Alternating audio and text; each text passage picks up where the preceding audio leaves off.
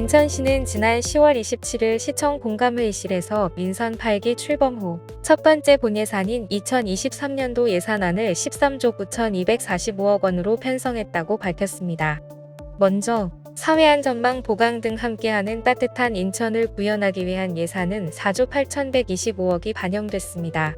촘촘한 사회안전망 구축에 3조 2,504억 원을 편성해 취약계층에게 삶의 기반이 되는 촘촘한 사회안전망 구축과 사회복지시설 종사자에 대한 처우 개선을 추진한다는 방침입니다.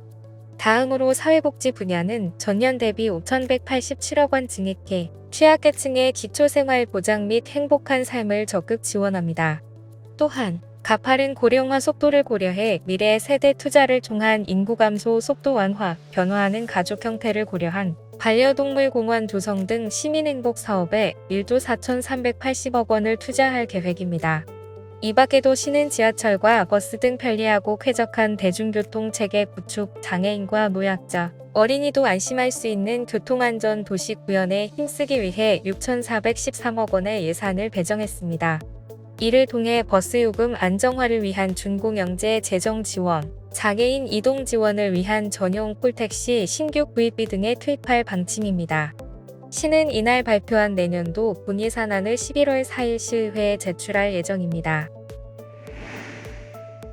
서울회생법원은 11월 1일부터 취약채무자를 상대로 파산 선고와 동시에 파산 절차를 폐지하고 면책하는 신속면책 제도를 시행한다고 27일 밝혔습니다.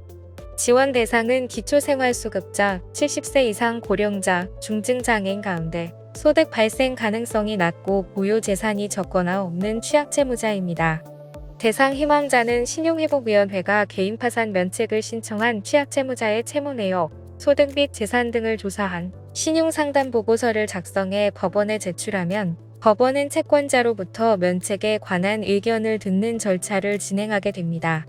이후 이의가 없다면 파산 선고와 동시에 폐지 및 면책 결정이 내려집니다. 법원은 신속 면책 제도로 파산 관제인을 선임하지 않고 파산 절차가 종료될 수 있어 비용이 절감될 것으로 기대하고 있다고 밝혔습니다.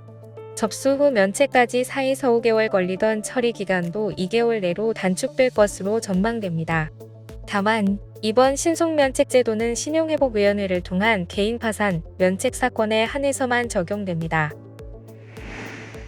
인천광역시는 오는 2023년 1월 1일부터 아이돌봄 시간제 서비스 시간의 정부 지원을 연 840시간 이내에서 연 960시간 이내로 대폭 늘려 지원한다고 밝혔습니다. 아이돌봄 지원 사업은 아이돌봄이가 가정을 방문해 아이돌봄을 지원함으로써 아이의 복지 증진 및 보호자의 가정 양립을 통한 가족 구성원의 삶의 질 향상과 양육 친화적인 사회 환경을 조성하기 위한 사업입니다. 시간제 돌봄 서비스의 경우 학교 보육시설 등 하원 및 놀이 활동, 준비된 식사 및 간식 챙겨주기 등의 돌봄 활동 제공하는데 내년부터는 정부 지원 시간 한도가 연 840시간에서 연 960시간으로 80시간 늘어납니다. 읍면동 주민센터에 신청하면 소득 기준에 따라 자부담률이 결정되며 각 군구 서비스 제공기관의 서비스를 신청해 이용할 수 있습니다. 한국 선수단이 청각장애인 올림픽인 2021 카시아스 두수라게 데플림픽에서 역대 최다 메달을 획득하며 4회 연속 종합 3위를 차지했습니다. 한국은 지난 5월 브라질 카시아스 두술에서 열린 카시아스 두술 데플림픽에서 금 11개, 은 18개, 동 14개 등 총 43개 메달을 획득했고 이달 22일부터 30일까지 말레이시아 쿠알라룸푸르에서 따로 열린 데플림픽 볼링 종목에서 금 6개, 은 2개, 동 7개 등 15개의 메달을 추가했습니다. 이로써 한국은 금 17개, 은 20개, 동 21개의 성적으로 우크라이나, 미국에 이어 3위에 올랐습니다.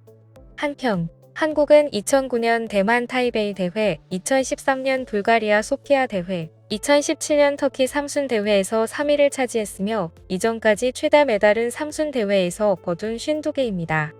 차기 하계 데플림픽은 2025년 일본 도쿄에서 개최될 예정입니다.